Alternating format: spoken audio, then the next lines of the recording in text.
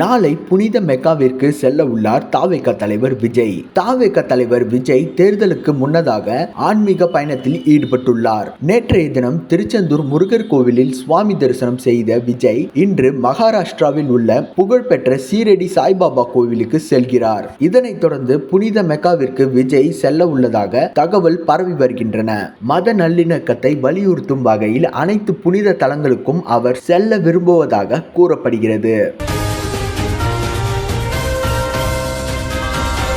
தமிழகத்தில் இன்று இடி மின்னலுடன் கூடிய மழைக்கு வாய்ப்பு.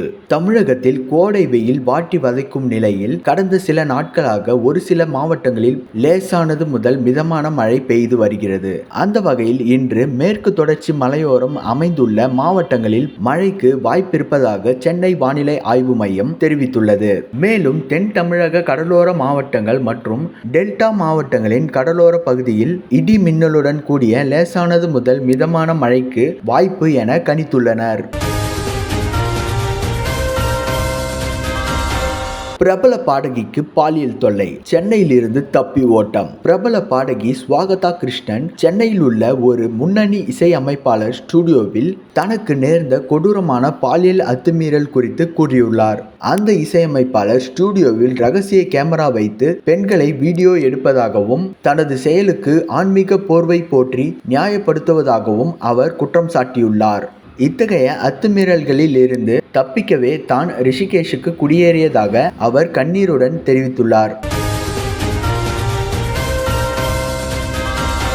திமுகவில் உட்கட்சி பூசல், கட்சி தாவும் முடிவில் முக்கிய நிர்வாகிகள். சட்டமன்ற தேர்தல் முடிவுகள் தங்களுக்கு சாதகமாக இல்லையெனில் 20க்கும் மேற்பட்ட நிர்வாகிகள் கட்சி தாவ முடிவு செய்துள்ளதாக தகவல்கள் வெளியாகியுள்ளது.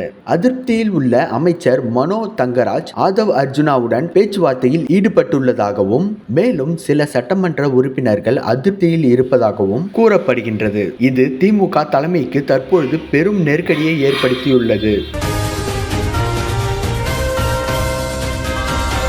தாவேக வேட்பாளர்களுடன் நாளை பனையூரில் விஜய் ஆலோசனை. தாவேக தலைவர் விஜய் நாளை பனையூரில் உள்ள தாவேக அலுவலகத்தில் அனைத்து வேட்பாளர்களையும் அழைத்து ஆலோசனை மேற்கொள்ள உள்ளதாக தகவல் வெளியாகியுள்ளது.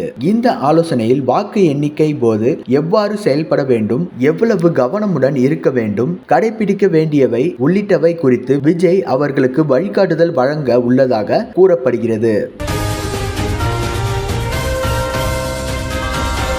புதுச்சேரியில் பிள்ளையார்குப்பம் பகுதியில் அமைந்துள்ள பிரசித்தி பெற்ற கூத்தாண்டவர் கோவிலில் நடைபெற்ற அழகி போட்டியில் 100க்கும் மேற்பட்ட திருநங்கைகள் கலந்து கொண்டு தங்களது திறமைகளை வெளிப்படுத்தினர். வண்ண ஆடைகள் அணிந்து ஒய்யாரமாக நடந்து வந்தது பார்வையாளர்களை வெகுவாக கவர்ந்தது.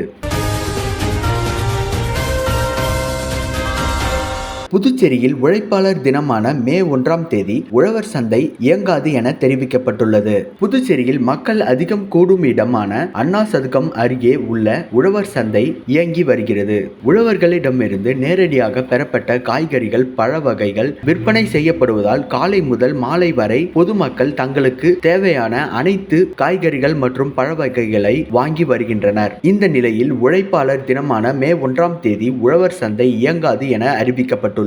இதனால் பொதுமக்கள் முன்னெச்சரிக்கையாக பொருட்களை வாங்கி வைக்க ஏதுவாக இருக்கும் வகையில் தற்பொழுது விடுமுறை அறிவிப்பு பலகை வைக்கப்பட்டுள்ளது குறிப்பிடத்தக்கது.